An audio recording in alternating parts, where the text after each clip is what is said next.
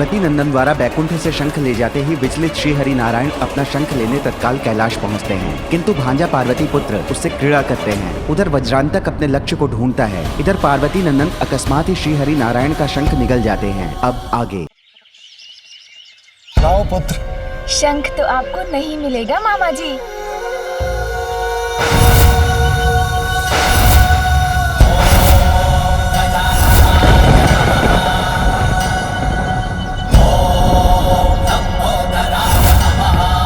मेरा शंख। शंख तो गया मेरे उदर में।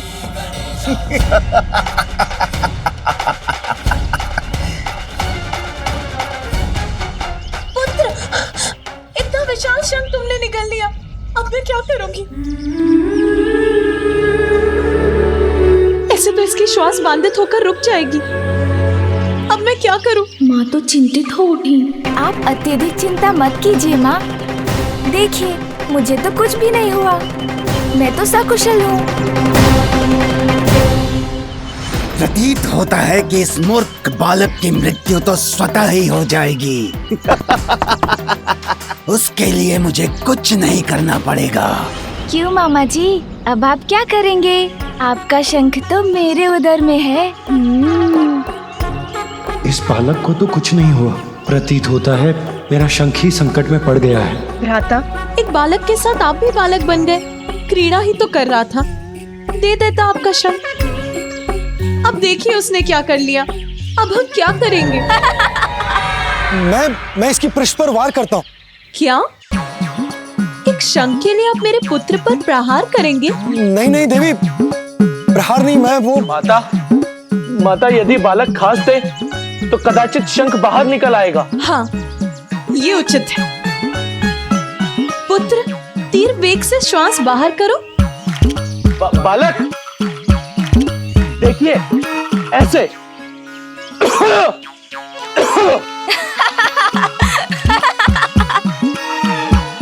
नंदी, इससे भी उत्तम उपाय है मेरे पास। यदि इस बालक को वमन करा दे तो शीघ्र अतिशीघ्र शंख बाहर आ जाएगा। वमन? पुत्र, वमन करने का प्रयास करो शीघ्र।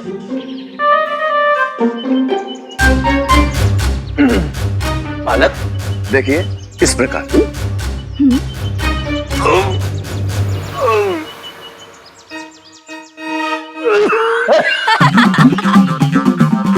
अरे ये तो तोलिए माते, मेली तोलिए। यदि हम बालक को उल्टा लगता दे तो तंत अपने आप बाहर आ जाएगा। पुत्र, तुम इस शंख को अपने शरीर से बाहर निकाल दो, अन्यथा। मैं समझ गया मुझे क्या करना चाहिए। मामा जी अब क्या करने वाले हैं? महाकाय बुद्धि के नरेश, रिद्धि सिद्धिदायी विघ्नहर्ता श्री गणेश, सुमुख नाम प्रथम पूज्य देव तुम विशेष, रिद्धि ये क्या प्रभु? विघ्नहर्ता श्री गणेश। जग को जो पाले, जो सबको तारे, आज विवश पार्वती सुत से हारे। उठक बैठक सुमुख सम करते हरि, मुदित देव देवी गण देखे सभी। ये देख देख हंस पड़े विनायका, शंख उदर से जाके तब निकल सका।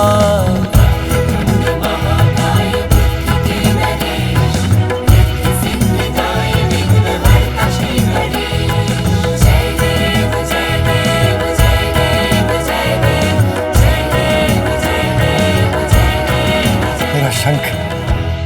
सब कुशल तो है, कोई अहित तो नहीं हुआ ना? नहीं ना।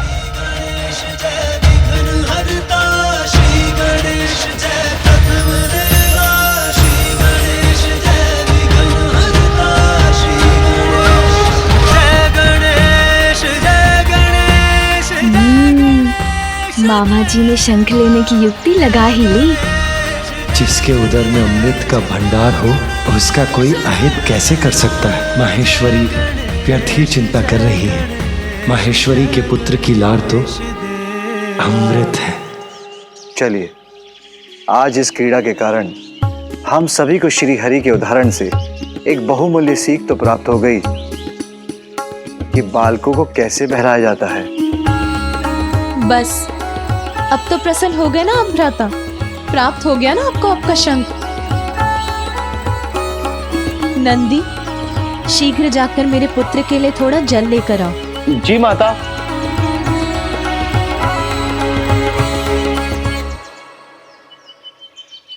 कितना आनंद आया ना मामा जी। मुझे तो आपका शंख बहुत भा गया। मैं फिर आपके पास आऊंगा ना तो पुनः उससे क्रीड़ा करूंगा।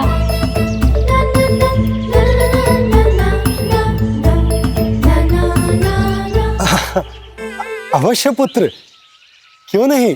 नहीं नहीं, कोई आवश्यकता नहीं है। मेरे पुत्र की नटखटता को बढ़ावा मत दीजिए। यदि पुनः उसने शंख को निगल लिया तो? किंतु इसमें मेरी क्या भूल है?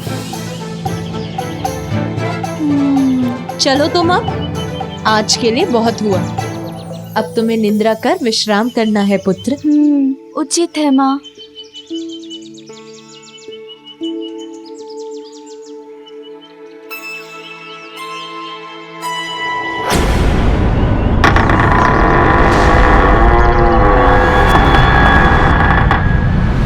बालक को मनाया जाता है, ये मानती हूँ मैं, किंतु भ्राता श्रीहरि तो अपने भांजे के साथ स्वयं ही बालक बन गए। शंख ही दे दिया उसे। देना ही था तो कोई और क्रीड़ा की वस्तु दे देते। अब मैं भी अपने पुत्र के लिए ऐसी अनेकों क्रीड़ा की वस्तु लाऊंगी। माँ की गोद में आए विघन हरता। माँ, वो इतने रंग बिरंगे वस्त्र क्यों है यहाँ?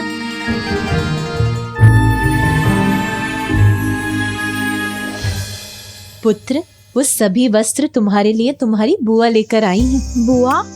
हाँ पुत्र, देवी सरस्वती तुम्हारे पिता की बहन है, इसीलिए वो तुम्हारी बुआ हुई। और उनके स्वामी ब्रह्मदेव तुम्हारे फूफा जी। माँ, अर्थात हमारे और भी संबंधी हैं? हाँ पुत्र, और भी संबंधी है हमारे। चलो अब सो जाओ।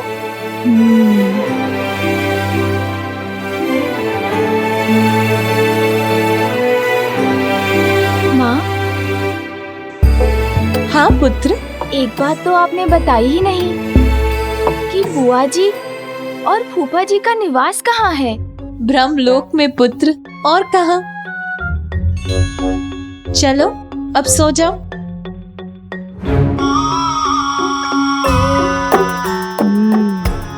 अच्छा, ब्रह्मलोक, वहाँ भी मुझे जाना ही होगा।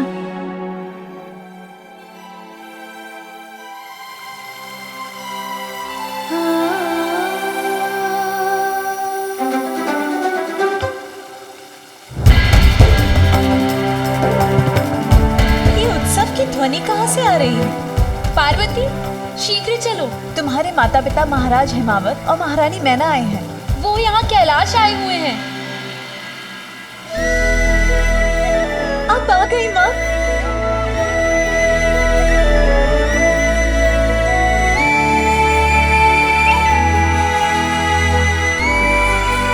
प्रणाम पिताश्री। मैं तो तुम्हें ही देखने आई हूँ पुत्री, और यहाँ आकर सब देख ही लिया। मैं कुछ नहीं बोलूंगी, किंतु दिखाई तो सब दे ही रहा है ना। जमाई जी तो अपने ध्यान में ही लीन रहते हैं, और सांसारिक कार्यों में कहाँ उन्हें आज तक कोई रुचि रही है। और यहाँ का सारा कार्यभार हमारी पुत्री पर ही तो आ पड़ा है। नहीं माँ। हाँ हाँ, समझ गई मैं कुछ नहीं बोलूंगी। नाती के जन्म की सर्वाधिक प्रसन्नता उसकी नानी को ही होती है, फिर मैं और प्रतीक्षा कैसे कर सकती थी। आइए माँ।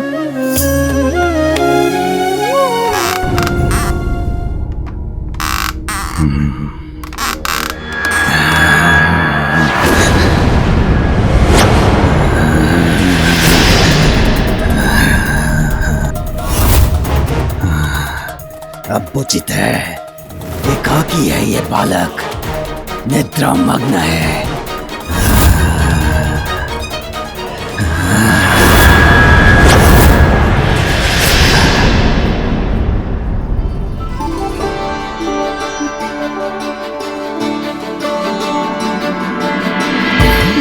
नहीं बोलूंगी, किंतु पुत्री मुझे ये तो बताओ कि मेरा नाती है कहाँ? उससे भेंट करने के लिए मैं अधीर हो रही हूँ। उसे तो बुलवाओ। हाँ पुत्री, तुम्हारी माँ अपने नाती से भेंट कर उसे भांति भांति प्रकार के उपहार देकर उसे बिगाड़ना चाहती है।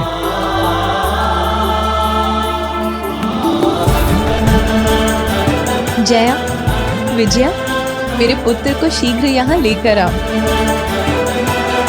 माँ, इतना कुछ लाने की क्या आवश्यकता थी? पुत्री, मैं अपने नाती से प्रथम भेंट करने वाली हूँ, तो उस पर अपनी स्नेह वर्षा करने का अधिकार तो है मुझे। मैं कुछ नहीं बोलूंगी, किंतु मैं चाहती हूँ कि मेरे नाती को वो सब कुछ प्राप्त हो जो एक राज परिवार के बालक को होना चाहिए। इसीलिए तो मैं उसके लिए ये सारे नवीन वस्त्र और अनेकों प्रकार के खिलौने लेकर आई हूँ। उसे आने तो दो। पुत्र उठो, देखो कोई तुम्हें देखने बहुत दूर से आया है। दिवस भर अपने नटखटपन से सबको सताने के बाद अब ऐसी निद्रा में मग्न हो। रुको, मैं उठाती हूँ तुम्हें।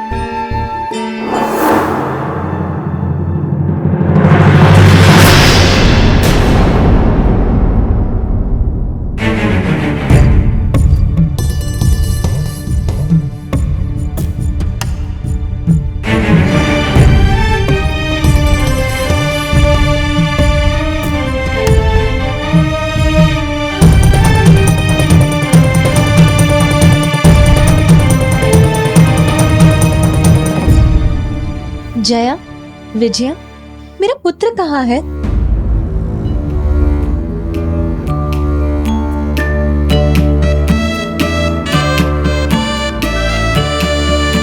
ओह, अभी वो अपने नाना नानी से परिचित नहीं है ना? कदाचित इसीलिए उसे यहाँ आने में संकोच हो रहा है ना? इसीलिए नहीं आया ना तुम्हारे साथ? रुको, मैं ही अपने पुत्र को यहाँ लेकर आती हूँ।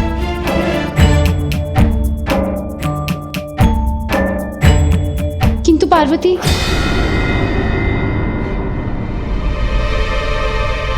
तुम्हारा पुत्र अपने कक्ष में नहीं है।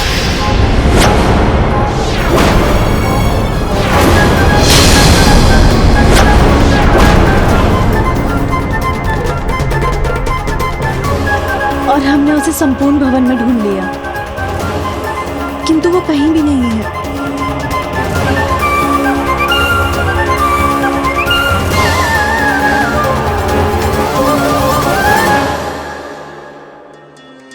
किंतु ये कैसे संभव हो सकता है? वो अपने कक्ष में नहीं है और संपूर्ण भवन में भी नहीं है।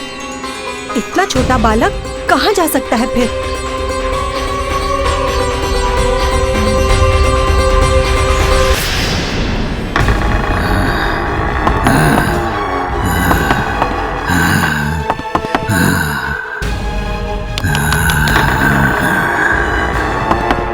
आश्चर्य, अकस्मात कहाँ चला गया ये बालक? यहीं देखता हूँ। पूर्व में भी वो यहीं भटक रहा था।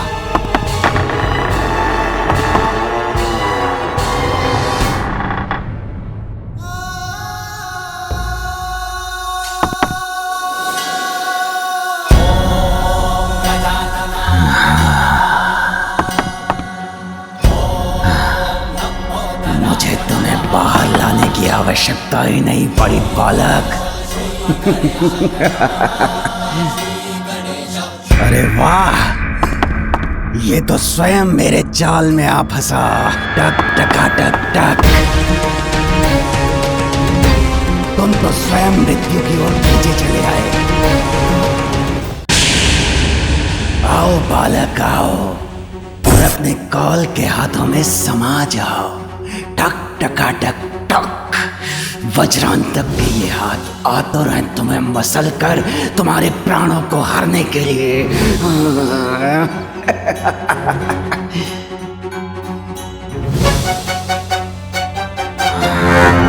थोड़ा और निकट आओ, आ जाओ बालक।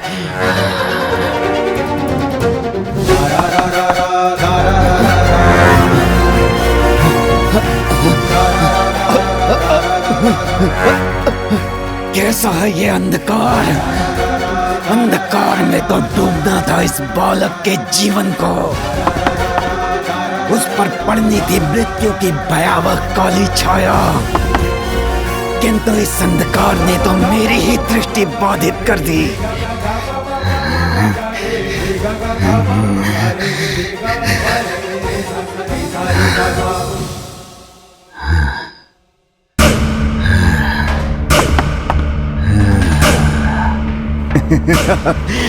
छट गया अंधकार, स्पष्ट हुई मेरी दृष्टि। टक टका टक टक।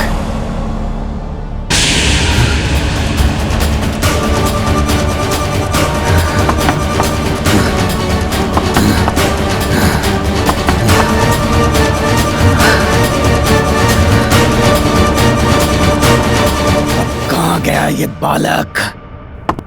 क्या वायु में विलीन हो गया या धरती निगल गई इसे? इतने कम समय में दूर नहीं जा सकता। टक टका टक टक। शुभता का कंटक। मैं हूं वज्रांतक। ब्रह्मदेव, प्रतीत होता है कि आपकी बुद्धि आपका साथ छोड़ चुकी है। यदि मैं चाहूं तो इसी क्षण आप दोनों का अंत कर सकता हूं, ब्रह्मलोक को नष्ट कर सकता हूं। आज स्वयं सृष्टि के रचयिता को कौन सी चिंता सता रही है? आप इतने विचलित क्यों हैं स्वामी? कि ध्यान से ही आपका मन भटक रहा है? आपका अशांत मन तो सृष्टि को अस्थिर कर उसके लिए संकट उत्पन्न कर सकता है। आप सत्य कह रही हैं देवी, मेरा मन बहुत अशांत है, किंतु कुछ मत कहिए स्वामी, क्योंकि आपके अशांत मन को शांत करेंगे मेरी वीणा के स्वर।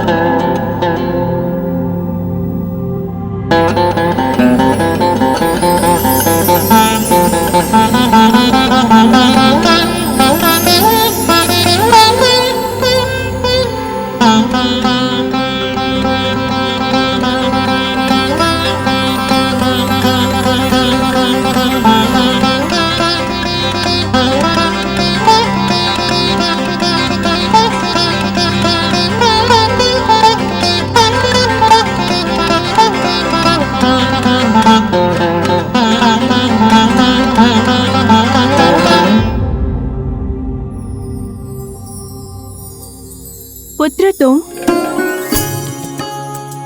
देखिए स्वामी, हमसे भेंट करने के लिए कौन आए हैं? स्वयं पार्वती नंदन। प्रणाम फूफा जी। कल्याण हो पुत्र। प्रणाम बुआ जी। कल्याण हो पुत्र।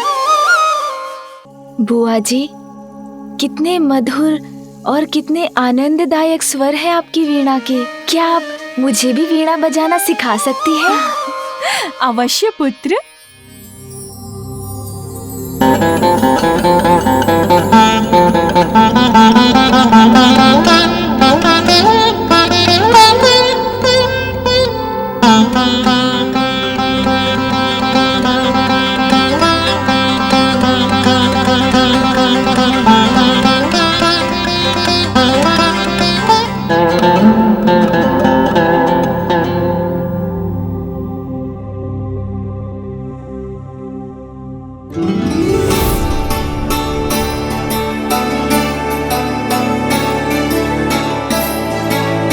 संकोच मत करो पुत्र, जैसा उचित लगता है वैसा स्वर छेड़ो, तुम शीघ्र सीख जाओगे।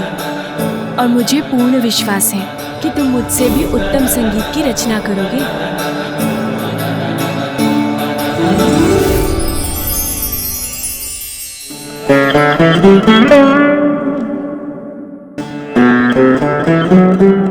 कितना मधुर है इस वीणा का स्वर।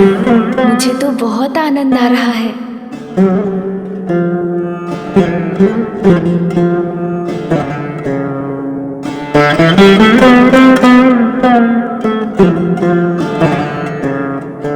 सुंदर, अति सुंदर पुत्र। तुम्हें तो संगीत का वरदान प्राप्त है। बुआ जी, वरदान का तो मुझे ज्ञात नहीं, किंतु मुझे आनंद बहुत आ रहा है। मैं आपकी वीणा के तारों पर और सुर छेड़ सकता हूँ क्या? अवश्य। इतना सुंदर संगीत उत्पन्न कर रहे हो तुम, अभी रुक क्यों गए? इसी प्रकार से बजाते रहो और आनंद आएगा तुम्हें। बजाओ।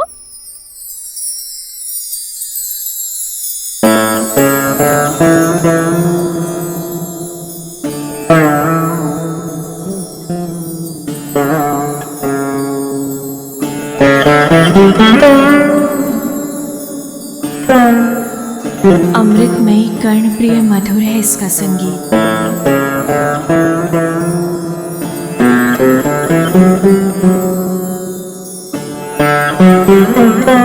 अद्भुत, असाधारण, अवश्य किसी दिव्य शक्ति का प्रतिरूप है ये बालक।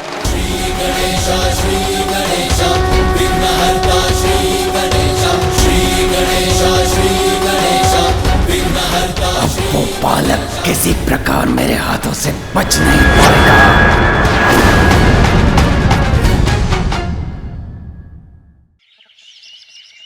लाओ पुत्र। शंख तो आपको नहीं मिलेगा मामा जी।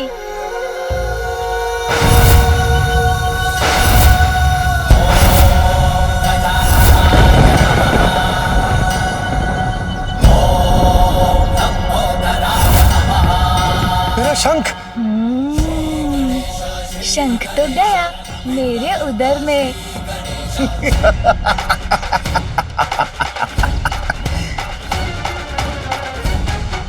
पुत्र, इतना विशाल शंख तुमने निकाल लिया, अब मैं क्या करूंगी? ऐसे तो इसकी श्वास बाधित होकर रुक जाएगी। अब मैं क्या करूं? माँ तो चिंतित हो उठी। आप अत्यधिक चिंता मत कीजिए माँ। देखिए, मुझे तो कुछ भी नहीं हुआ। मैं तो सकुशल हूँ। प्रतीत होता है कि इस मूर्ख बालक की मृत्यु तो स्वतः ही हो जाएगी। उसके लिए मुझे कुछ नहीं करना पड़ेगा। क्यों मामा जी, अब आप क्या करेंगे? आपका शंख तो मेरे उदर में है। इस बालक को तो कुछ नहीं हुआ। प्रतीत होता है मेरा शंख ही संकट में पड़ गया है। भ्राता, एक बालक के साथ आप भी बालक बन गए। क्रीड़ा ही तो कर रहा था, दे देता आपका शंख। अब देखिए उसने क्या कर लिया। अब हम क्या करेंगे? मैं इसकी पृष्ठ पर वार करता हूँ। क्या? एक शंख के लिए आप मेरे पुत्र पर प्रहार करेंगे? नहीं नहीं देवी, प्रहार नहीं, मैं वो। माता, यदि बालक खास दे तो कदाचित शंख बाहर निकल आएगा। हाँ, ये उचित है। पुत्र, तीर वेग से श्वास बाहर करो। बालक, देखिए, ऐसे।